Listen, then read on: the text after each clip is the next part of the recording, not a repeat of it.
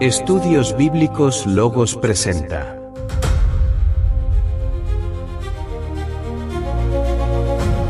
Gran enciclopedia temática y expositiva de la Biblia.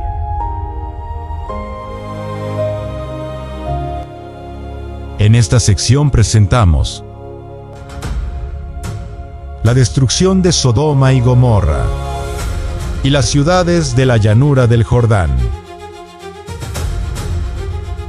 Esta historia está basada en los relatos descritos en el capítulo 19 del libro del Génesis.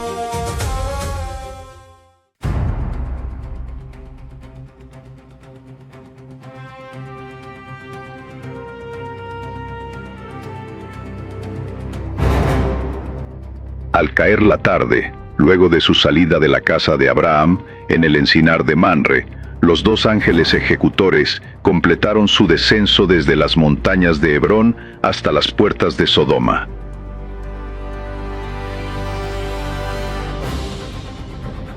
Su llegada en forma humana marca el inicio del juicio final sobre las ciudades de la llanura.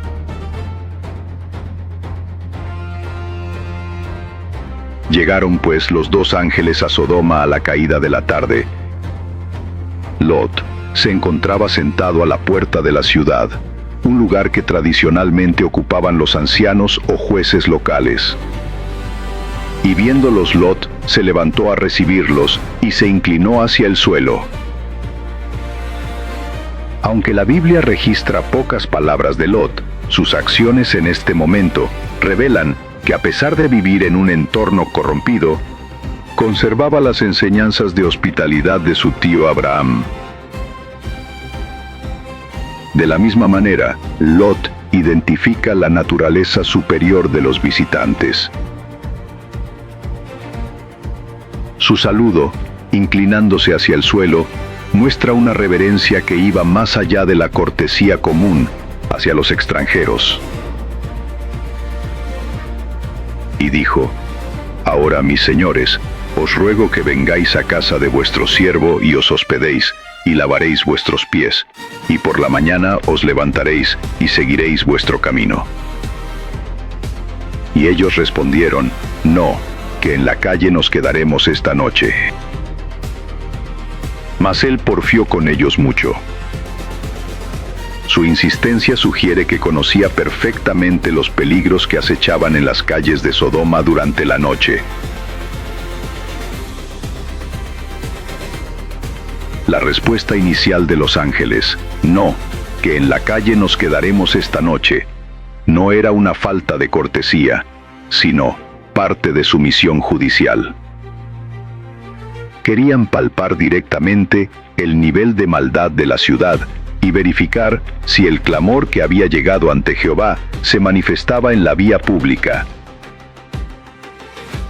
Lot sabía que la calle era una sentencia de muerte o de deshonra para sus invitados. Su insistencia fue tal que logró desviar a los ángeles de su plan original para llevarlos a la seguridad de su hogar.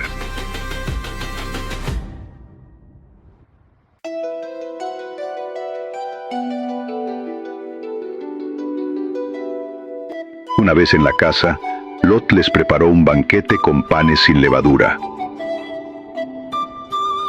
El sentido del lavatorio no se trataba de un baño corporal completo, sino de una necesidad básica de higiene y descanso.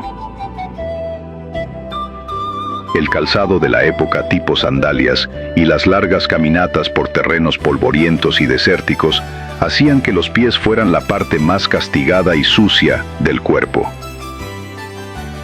Ofrecer agua para lavarlos era el mayor gesto de confort y honor que un anfitrión podía brindar a un viajero.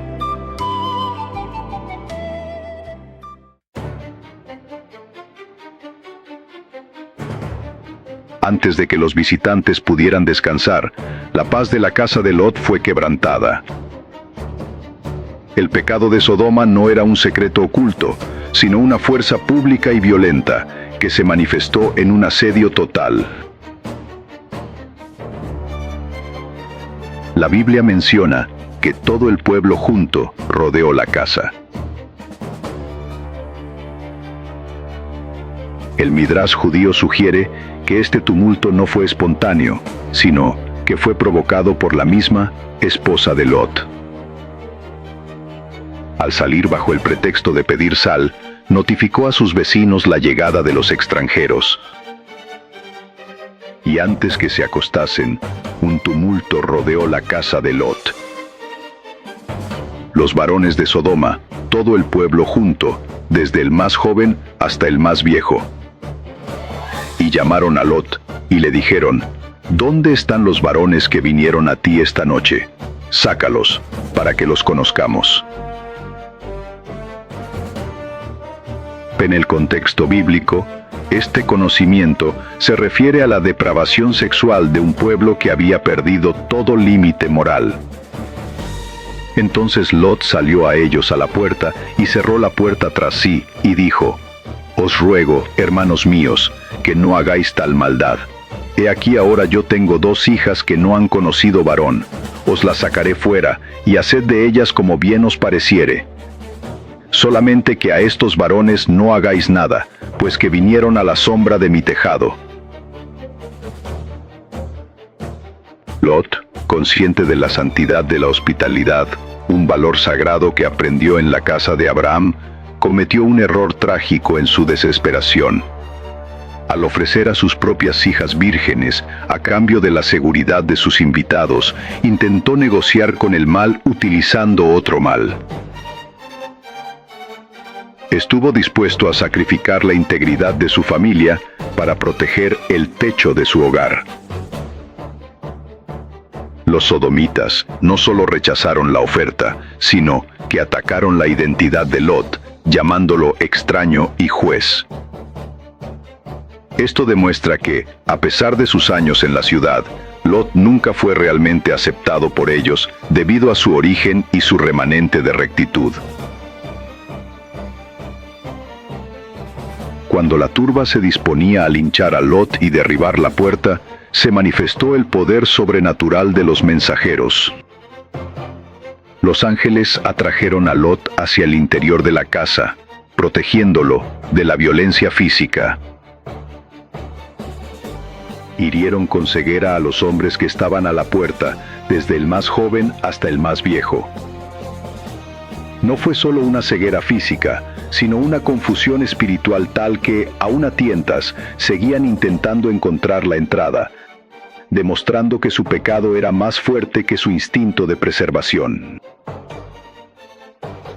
Este evento fue la prueba final que necesitaban los ángeles. Ya no quedaba duda, la iniquidad de Sodoma había llegado a su colmo. No se hallaron ni siquiera 10 justos en la ciudad. Solo la casa de Lot permanecía como un remanente que debía ser extraído antes de que el fuego descendiera. La situación en la puerta de Lot alcanzó su punto máximo de tensión cuando los mensajeros celestiales intervinieron para proteger al patriarca y sellar el destino de los agresores.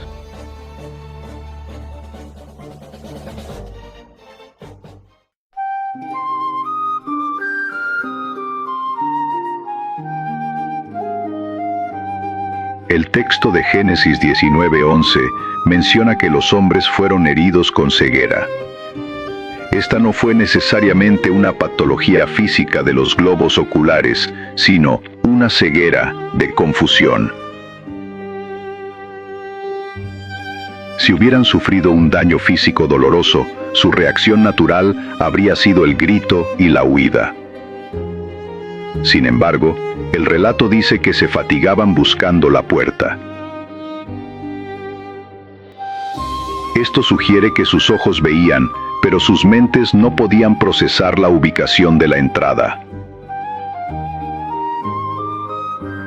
Dios los entregó a una mente reprobada, donde el deseo pecaminoso era tan fuerte que, aun sin poder encontrar el objetivo, no desistían de su maldad. Y dijeron los varones a Lot: ¿Tienes aquí alguno más? Yernos, y tus hijos y tus hijas, y todo lo que tienes en la ciudad, sácalo de este lugar, pues vamos a destruirlo. por cuanto el clamor contra ellos ha subido de punto delante de Jehová.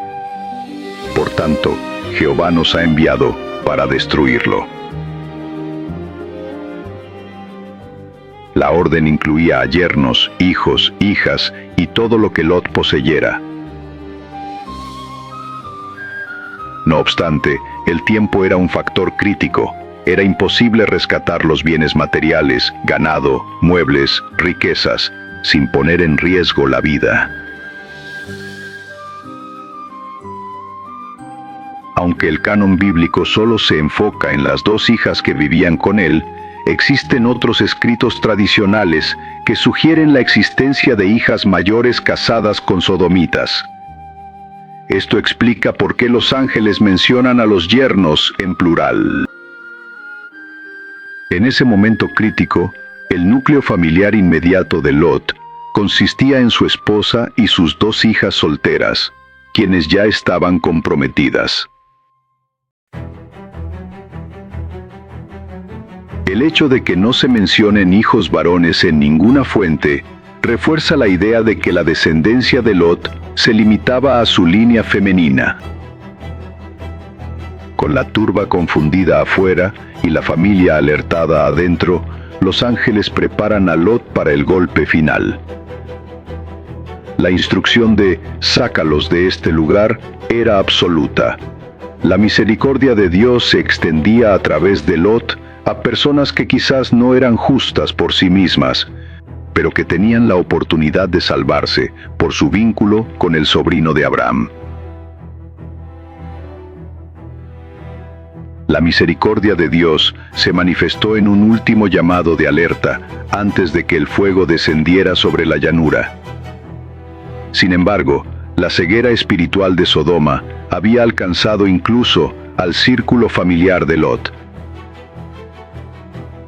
Lot salió de la seguridad de su hogar para buscar a los comprometidos con sus hijas solteras y muy posiblemente para intentar rescatar a sus hijas mayores casadas.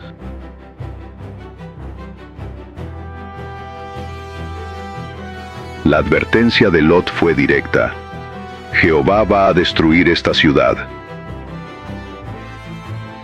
Para los yernos, hombres de Sodoma, Lot parecía un anciano delirante o alguien gastando una broma de mal gusto.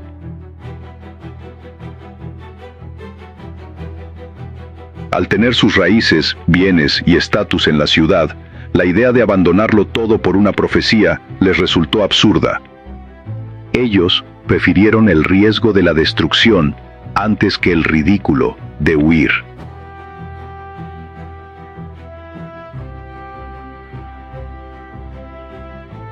Al despuntar el primer rayo de sol sobre la llanura del Jordán, los ángeles cortaron cualquier vacilación, diciendo a Lot: levántate, toma tu mujer y tus dos hijas que se hallan aquí, para que no perezcas en el castigo de la ciudad. Al decir levántate, no se está refiriendo a sueño físico, sino la necesidad de pasar de la inacción o el estupor a la movilidad absoluta. El peso emocional de dejar atrás a sus hijas casadas y su vida entera debió tener a Lot en un estado de parálisis. La instrucción se limitó a su esposa y las dos hijas presentes. El tiempo de intercesión por los demás había terminado. La puerta de la misericordia se estaba cerrando con el sol naciente.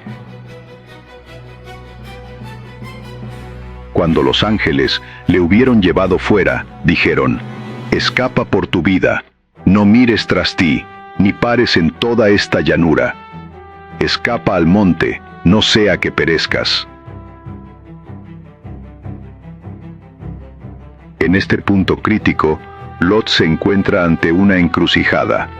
El monte parece demasiado lejano para su cansancio y su temor, lo que le llevará a suplicar por un refugio intermedio en la pequeña ciudad de Zoar.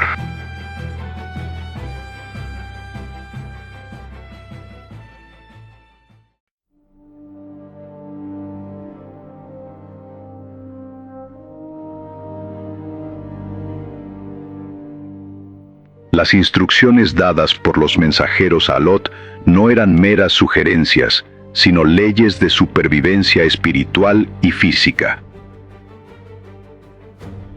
Al analizarlas, vemos el carácter de Lot y la paciencia de Jehová. Estas ordenanzas las podemos enumerar en 4 puntos estratégicos. Número 1. Escapa por tu vida. La urgencia era absoluta. Lot debió abandonar todo el patrimonio acumulado durante años en las fértiles llanuras para salvar lo único eterno, su familia. Lamentablemente, este rescate se vio reducido solo a su esposa y sus 2 hijas menores, debido a la incredulidad de sus yernos. Número 2. No mires hacia atrás. Esta orden implicaba un desprendimiento del corazón. Mirar atrás significaba añorar la vida en Sodoma o dudar del juicio de Dios. La advertencia era clara: la desobediencia traería la muerte inmediata. Es fascinante notar que mientras huían, reinaba una calma tensa, pues el juicio estaba contenido por la presencia de los fugitivos en el camino. Número 3. No te detengas en toda la llanura. La llanura del Jordán era una zona de riesgo total.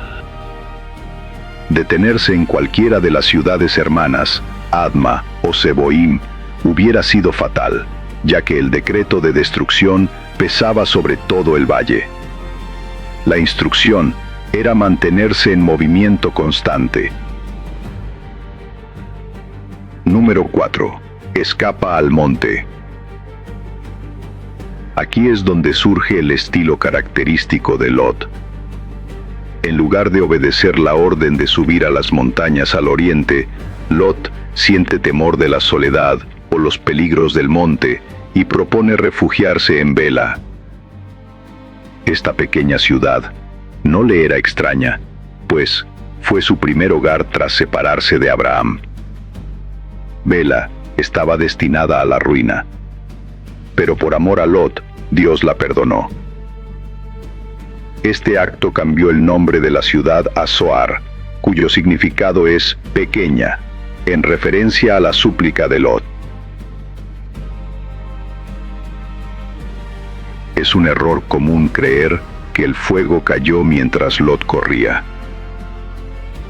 El texto de Génesis 19:22 es contundente: nada podré hacer hasta que hayas llegado allí.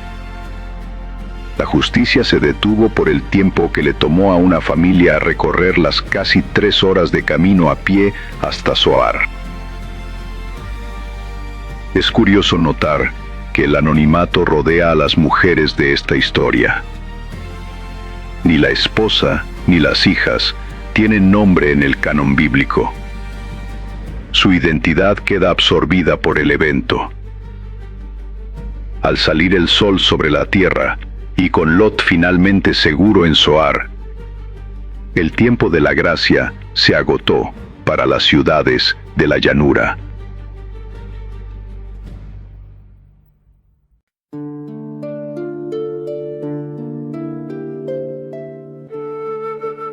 El paisaje de la llanura del Jordán cambió para siempre, pasando de ser un huerto de Jehová a un escenario de desolación absoluta. Las ilustraciones populares suelen errar al mostrar a la familia huyendo entre las llamas. Pero la Biblia establece un orden jurídico. Primero, la llegada a Zoar ocurre entre las 8 y las 9 de la mañana, y es ahí cuando la familia cruza el umbral de seguridad.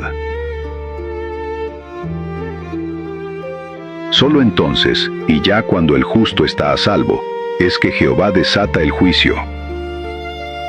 En segundo lugar, no fue un incendio común, sino una lluvia de azufre y fuego de parte de Jehová desde los cielos. Esto sugiere un evento catastrófico que consumió no solo las edificaciones y los moradores, sino incluso el fruto de la tierra, esterilizando el suelo de forma permanente. Ahora bien, veamos el caso de la mujer de Lot. El caso de la esposa de Lot es una de las advertencias más solemnes de la Escritura. La reconstrucción de los hechos arroja luz sobre el cuándo y el porqué de este enigma. Al estar Zoar tan cerca de Sodoma, el estruendo y el calor de la destrucción debieron sentirse tras sus talones.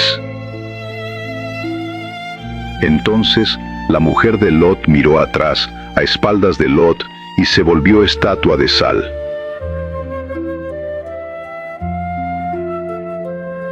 La orden de no mirar atrás no era un capricho divino, sino una prueba de desprendimiento.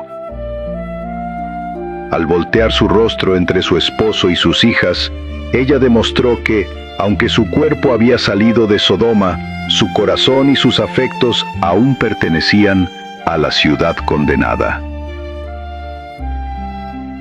Al detenerse y mirar atrás, quedó atrapada en la periferia del juicio, al quedar convertida en una estatua de sal. Su castigo físico fue un reflejo de su pecado espiritual. De esta manera, se convirtió en un monumento perpetuo de la incredulidad y la nostalgia por el pecado.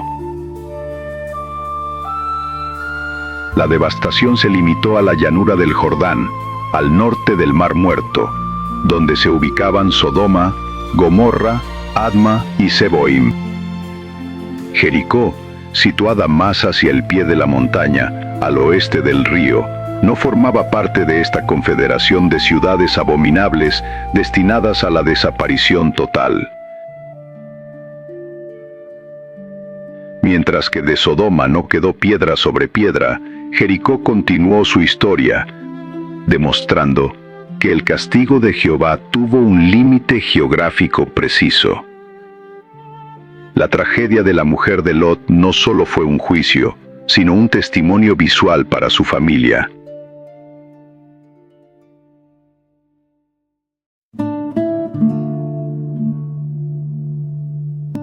Según el orden de marcha, Lot iba a la cabeza, seguido por su esposa y finalmente sus dos hijas.